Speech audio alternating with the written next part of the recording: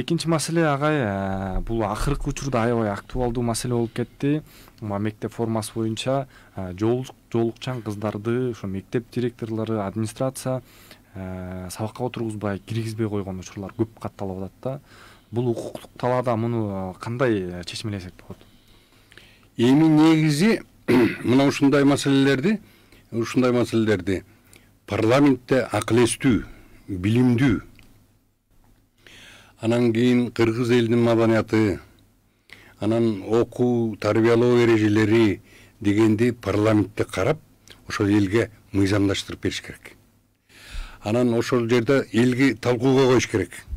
Элдин көпчүлүгү, демократия деген ушу да, элдин көпчүлүгү кандай жыйынтыкка келсе, опроспу, эмнеби, ошону парламент мыйзамдаштырып бериш керек.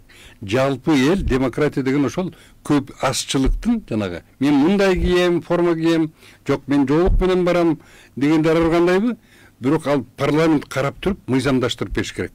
Мисалы үчүн единый порядок болуп, мисалы үчүн бир гимназия айтат, бизге школьный формабыз ушундай, кызыл костюм юбка, костюм шым, ак көйнөк деген эрежеси болсо, алар айтат, биздин эреже ушундай, частный, ал өзү билет. Ушуга макул болсоңуз келип окуңуз деп айтыш мүмкүн.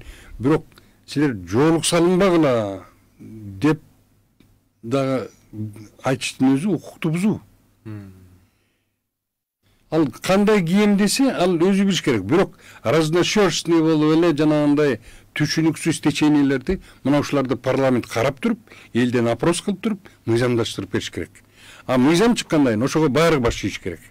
Мисалы үчүн бир түрдүү эле айтып, жоолук салынбагыла деген да туура эмес. Анан жок жоолук салынсаң киргизбейм деген да туура эмес. Ал баланын укугу, кичинекей болсо дагы анын укугу. Кандай кааласа, кандай ишеними болсо, ошондой кийинишке акылуу. Бирок анын кандай чечилишин парламент карап туруп, мисалы үчүн атайын жанагы билим берүү, жана окуу жайлардын мыйзамдык иш чараларын кароо деп туран, ошол жерден элден опрос кылып туран, жалпы элдин опросунун жыйынтыгы бул, комитеттин чечими бул, мындай мыйзам кабыл алынды деп туран чечиш керек. Анан жөн эле раздрай болуп талаша бергенде бирөө кийгиси келет, бирөө кийгизбеши керек, бирөө киргизбеши керек, бирөө кийгиси. Эч кимди мажбурлап мындай жүр деп айтышка акысы жок. Мыйзамды караш керек. Мыйзамды парламент талдап, опрос кылып, бир типке келтириш керек.